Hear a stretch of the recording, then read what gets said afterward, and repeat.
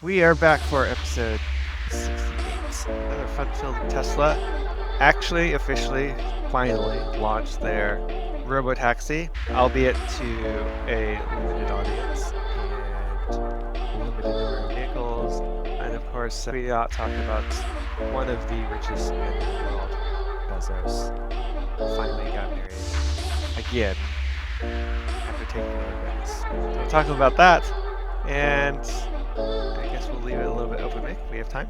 And see what else interesting happens. So there we go. Yeah. The market was crazy this week. Yeah, I know. It ramped up the entire week. It's like, all right, so no, we knew all-time high was kind of like this magnet, and they finally did it on Friday. So markets, for the most part, are at all-time highs, which is, The indexes are at all-time highs for sure. yeah, the indexes are at all-time highs, not necessarily individual stocks, but still kind of insane that we are here with everything that's going on. Nvidia hit all-time highs though, right? Yeah, Nvidia did. Netflix keeps pumping. Meta. Meta is almost there. It's just a few dollars, a couple of dollars. Monday it'll probably open at the all-time high. Microsoft's pushing all-time highs. Yeah, it's all-time highs across the board. For again, Yeah. I have no idea why. It makes no sense, but here we are. Yeah, during these times, you always hear the Buffett slogan, when people are fearful, you should be You should be selling. buying. So Yeah, I try to practice that. And so I've been selling just a little bit my stock, taking profit, locking it in, yeah, and holding it for when eventually, it may not be yeah, the next week, it may not be the next month, but yeah, definitely before the end of the year, there will be a pullback. yeah, yeah. I've been in. I guess I've mentioned it before. I've been in cash, mostly cash for a while now, just because it just doesn't make sense to me, right? So I don't feel bad yet. Feel kind of bad. Oh, but interesting you mentioned Buffett. I was reading this article about the Buffett indicator, and it's showing like whatever, it's over like 200%, which is like .com levels, you know, of where it's at. So that's just Bubble worthy. bubble worthy. Yes, more confirmation bias on my part. But anyways, if you think of where we are, tariffs are there. Like the market is, I feel like it's not pricing in tariffs. Or actually, this is what I think is happening, right? So like tariff, bad news. And then Trump keeps saying, oh, we're going to have these awesome trade deals, whatever. And so market interprets that as good news, right? And then when it finally comes out, it's like, oh, okay, we finally know what this is. Send it. What is it? Oh man, I should know what this is called. But it's like, you remember when we were doing pricing and it's like you have, let's say it's $10, right? But you throw out three prices, like one is like, kind of Willingness cheap to and then buy, yeah, yeah, yeah, right? So it's kind of like willingness to pay, willingness to sell. yeah, so when Trump initially announced on Liberation Day, it was like so extremely high. He kind of set like this baseline of how people interpret tariffs, right? And Mhm. so when you throw it out 100%, 50%, let's say the China framework was like 50%, 55% tariff, people are like, oh, okay, that's not as bad as the 300%, right? And so that's Yeah. like a good thing. Um, so I feel like the algos are just confused. But anyways, we are here, all-time highs. Tread carefully, take some profit if you have profit, which everybody should at this point. Yeah. Nothing wrong with taking profit. And No. this is not financial advice. This is just for entertainment purposes. And we are Using, speaking our minds on what we do. But yeah, no, I'm definitely happy with how the market's going. I think I was talking to somebody recently who just got laid off. By the way, layoffs are still happening, like oh yeah, at all these no, companies, yeah. which is crazy. It's been almost 4 years now. Like Microsoft But was laying off right, another huge chunk of people that was not apparently not planned. It caught people off guard with the large yeah, number it was. that's where my friend got laid off from, Microsoft. Oh, And it's been less than a month now, but I was basically telling him it's been a year and a half for me almost. And in this year and a half, I've done a lot in terms of just things I want to do. And I was actually very afraid of it, like when I got laid off, because I was a single income family, right? I was making the income. My wife has returned to work since then, so that's been helpful. But what I said was, it actually panned out less stressful than I thought it was going to be from a financial aspect. And a lot of that has to do with the market because the market has, continued to go up in this last year, which has essentially generated income for me. While it's not on the same level as it used to be, it's enough to, I guess, keep pace with our household spending. Yeah, So, yeah, that's kind of what I said. And I think, I don't know, I guess I was going into that path just because we were talking about the market. And, yeah, yeah, and it's just an example of why you should have money invested if you don't. yeah. I agree. Yeah, I definitely didn't take advantage of all of that move because I'm always kind of like semi-bearish. So I in cash more than I should be. But still, I mean, it's been a great pump. Now it's like hopefully everybody made enough just in case there's a pullback because I think it's Yeah. In the next 2 months, though, we'll be talking about how the market's back at the SPY is under 600 and it's the e- world's going to crap. yeah, it's either that or it could be the most hated rally, kind of like COVID. Like, right, once it bounced, it just kept going, and everybody was like, "Why is this going? It shouldn't be Yeah. going," but it kept going. So this could also be one of those. It could be like one of the most hated rallies where the market just keeps melting up forever. Mhm. We'll see. All right. Or Let's is talk about our first story. yeah, Tesla is back. yeah, I guess so. Go. You're the Tesla. You're Oh, the Tesla owner. Tell us about Tesla's RoboTaxi. well, last week we did not talk about Tesla, but we did have a mention for Tesla because their RoboTaxi event was going to happen that weekend. And I think I remember I told you I bought puts. Well, those puts didn't do well because Yeah. Tesla delivered what I guess people either expected or they delivered more than what people expected. I think most people expected that typical Elon fashion, he was going to talk about it, but not deliver what people expected. And happy to say that Tesla did launch RoboTaxi last Sunday. So again, RoboTaxi is the self-driving ride-hailing service, which is going to change the game in terms of taxis and the ability to get from place A to B. Waymo, if you don't remember from Google, has been doing this for quite a while now in San Francisco and other cities. But this is Tesla's first launch of the service, which was always part of Elon's master plan. So they launched a robotaxi in Austin, Texas, and it geofenced to a limited perimeter. I actually was trying to look up what the geofence was, and I never got there. But assuming it's in the flattest and straightest areas of Austin, they had a limited access to certain people. I think it was probably a total of like 10 or 20 from what I heard. Mhm. Yeah. But they could actually call a robotaxi and take it to their destination. Now, the robotaxis, while they are self driving, they still have someone sitting in the passenger seat, a Tesla employee, to just monitor the car. This is the same thing Waymo had for quite a while until they removed those passenger side people.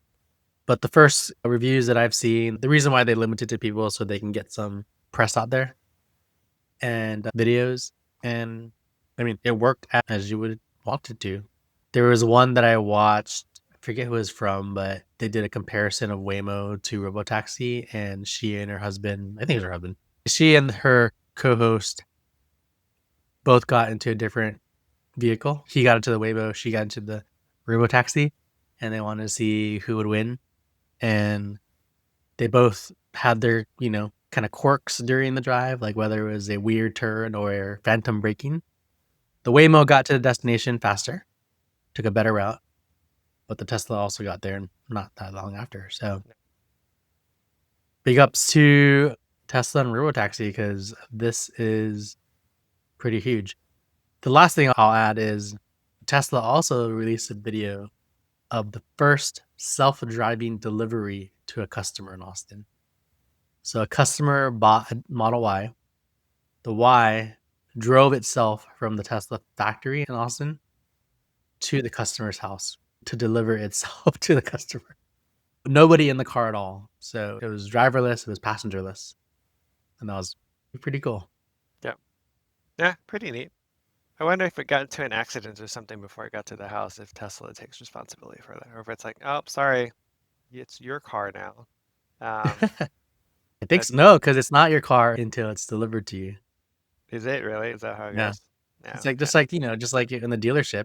It's not your car until you get the keys and you Well, take it's it off like the once you lot. take it off the lot, it's yours. It's a gray area between the lot Yeah, and yeah. the This is yeah. So this is the one thing about autonomous, which is still not super clear. It's like, who takes responsibility for, you know, the pending accidents. Not necessarily like Tesla's robotaxis, but like the individuals like, right. He's talked about individuals being able to rent out their whatever, put their Tesla onto the yeah. robotaxi service. Like at what point does like Tesla take responsibility if something happens to the car Yeah. versus the owner? Anyways, so yeah, robotaxi seemed good, although there are, I did read about some negative things about it that happened, which is why you saw like Tesla spiked on Monday and then it kind of tanked afterwards because there were a couple of apparent issues that the National Highway Oh something yeah, they're just investigating it, right? they're investigating it because there were a couple of like what was it? The robotaxi was speeding. There was phantom braking. There was, I feel like one ran a stoplight or that was going through intersections, or they weren't adhering to the intersection or something like that. But anyways, yes, there were a few things which prompted an investigation to get started to make sure that everything was above board. That Was last one you said, the running through stoplight yeah, or not adhering to intersection, I totally believe it yeah, because this weekend I was driving and I had full self driving on, yeah, and there's this intersection. It's kind of busy, and there's two left lanes and one straight lane, and navigation is supposed to go straight, yeah. but it went into one of the left turn lanes for some reason. Uh, And so I was like, what's it gonna do? Is it gonna, yeah, because the map was still saying it had to go straight. I was like, yeah, is it gonna go straight or is it gonna yeah, actually turn because it's in the turn yeah, lane? yeah, And when it started going, it wanted to go straight. I had to intervene, yeah. turn left, and then Uh, I gave feedback. It's like you're supposed to go straight, yet you got into a left turn lane. right. Every time I leave feedback, I say, do an expletive to you. I'm like, get your shit together, Tesla. Yeah.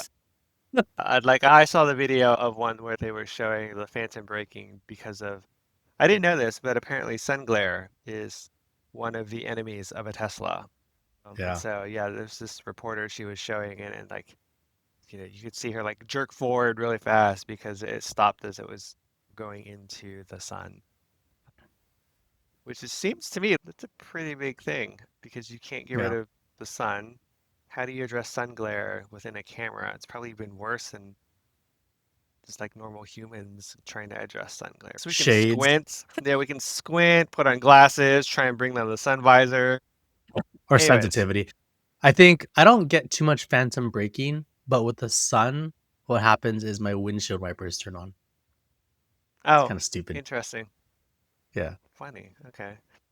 But yeah, so I mean, it launched, a lot of positive things. Apparently, most of the testers were influencers on X, and so that's why you probably see more positive than negative. But Yeah. yeah, so there are some negative. Enough negatives that the National Highway, whatever, decided to step in and say, give us more information. So, and it also doesn't help that Elon has asked or says that like the data and stuff shouldn't be released publicly and be kept private or whatever. So that's kind of sketch considering he's the leader for free speech and, you know, Openness, information should be freely out there and open source. transparent. Yeah, open source, but he's like, no, no, no.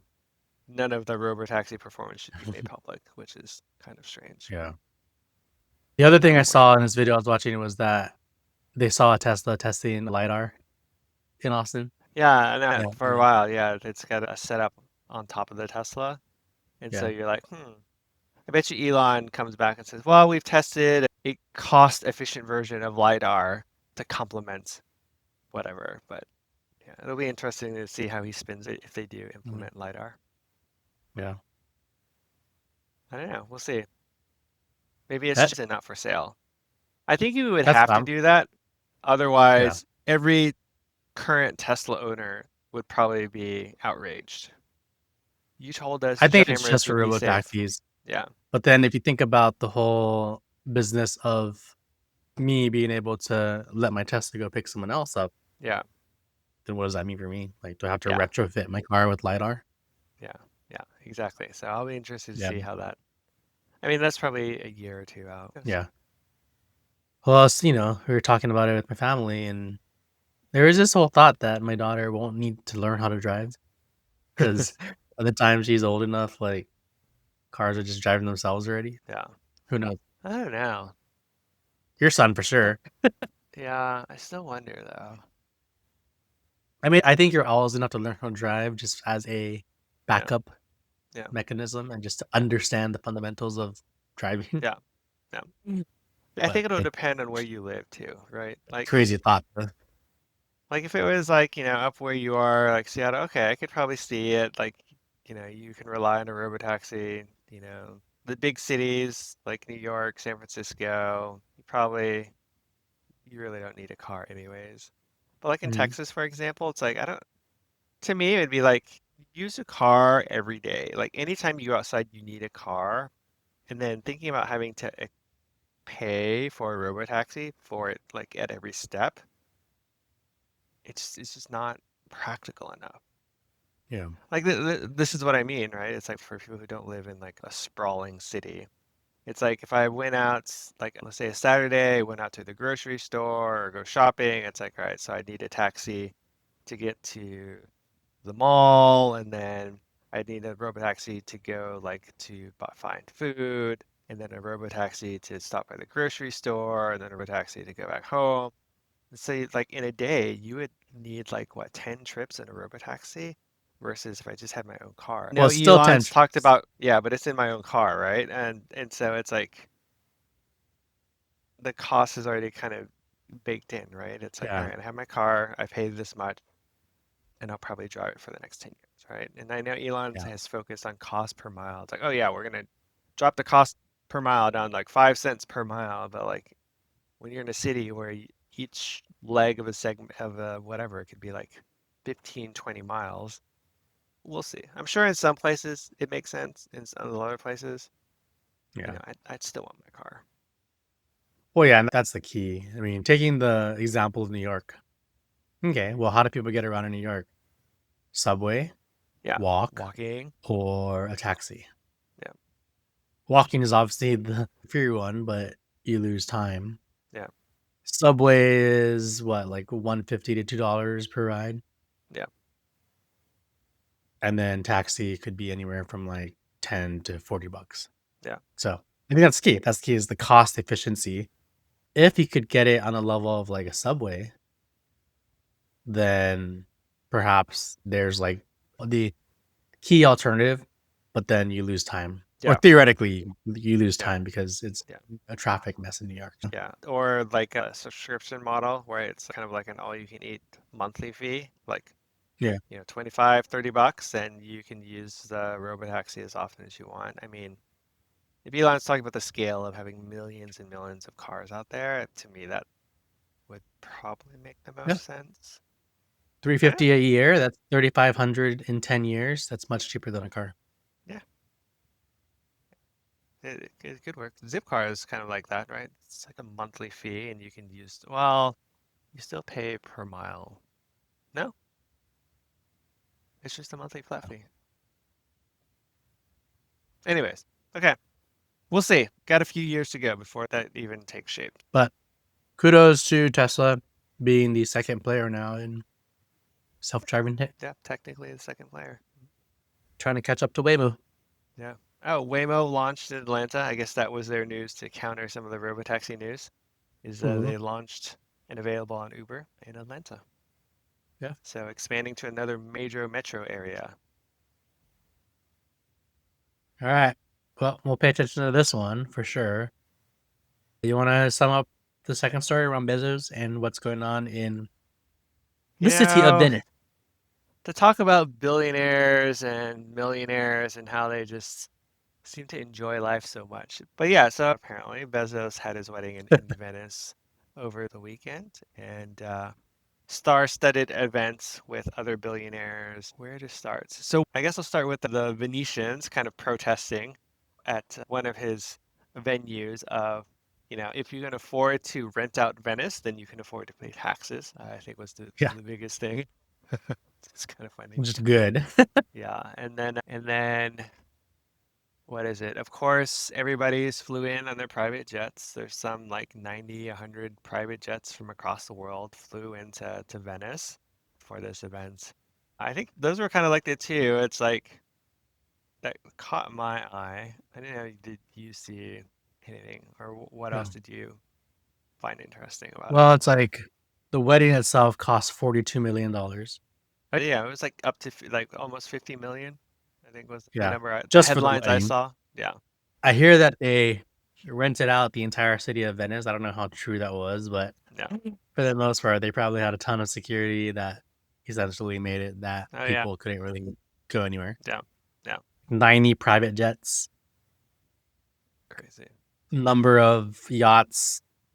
The wedding was on on his $500 million mega yacht. Yeah, So I mean, the amount of money spent there, yeah, it's ridiculous. Like, yeah. and all for one big fat wedding to celebrate. I mean, which may end in divorce. Yeah. Actually, I mean, I'm kind of cruel saying that, but realistically, like that's what a lot of these high power relationships turn into is like Yeah. a spectacle that leads to a divorce like 5 or 10 years later. Yeah. Yeah. So, yeah, I'm pretty sure on Polymarket, there's got to be a bet on how long this marriage will last. But yeah, it's just a little bit insane when you see how I can't even say the one percenters, but it's like, the lives they live is just significantly different, right? And it's just like one of those things where you wonder how they get even more tax breaks and benefits while the rest of us end up paying more. Yeah. Shout out to the big beautiful bill. We'll see how that goes. But anyways, just another one of those insights into like how the rich really live.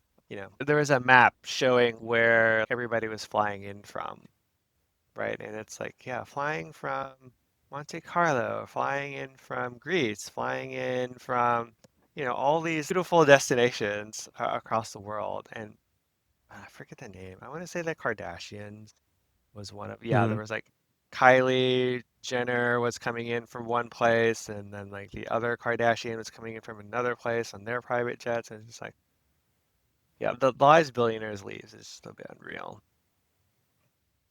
Yeah. The other news coming out of that I've been seeing is juicy was Tom Brady like Oh, was spending a lot of time with Sydney Sweeney. You know who Sydney Sweeney is?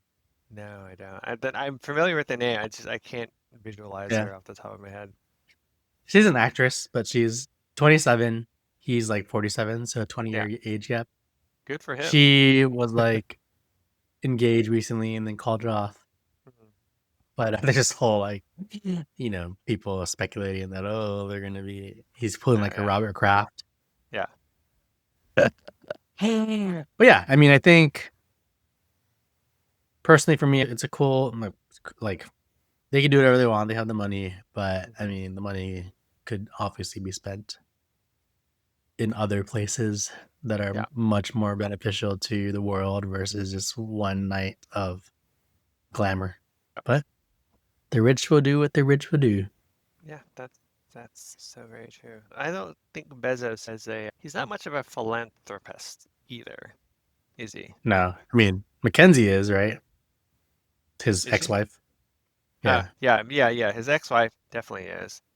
Um, but he's not really a big philanthropist. Like, I feel like in an interview once he said of like why it's like he has a better sense of how he should spend his money than giving it away for somebody else to spend it. I feel like that's Yeah. just of his thoughts on Our philanthropy. margin is his opportunity. Yeah. That's his saying when he was at Amazon. Your margin is my opportunity. Yeah, yeah. There you go. Um, His opportunity. I'm looking at this article that I uh-huh. had on the your dog, and one of the pictures is Barry Diller, Mr. Diller. Oh, really? Mr. Diller was at the wedding. Oh, well, I For guess all I of you to know, we shouldn't be used to work surprised at for that. Mr. Diller. Yeah, in case anybody doesn't know, Mr. Delaire, he's basically owns Expedia, but Yeah, he owns he was Expedia. there, I think everybody was there. looking as stern as ever. Yeah, anyways, there we go. Yeah. So congrats to Bezos and Lauren Sanchez. Much anticipated wedding of the century. It's over now, so I wish you much bliss and harmony. No, I do, but also a little bit jealous. Enjoy the next couple years. Yeah. All right. Okay. Well, close it out then, or Yeah, I think we're good. We're actually on time this time, so there we go. all right. Well, it's a beautiful, beautiful day today in Seattle. Summer is in full roar. My daughter's first week of summer was last week. It's getting busy around this household every Yeah, day. yeah. Yeah, got to keep her entertained.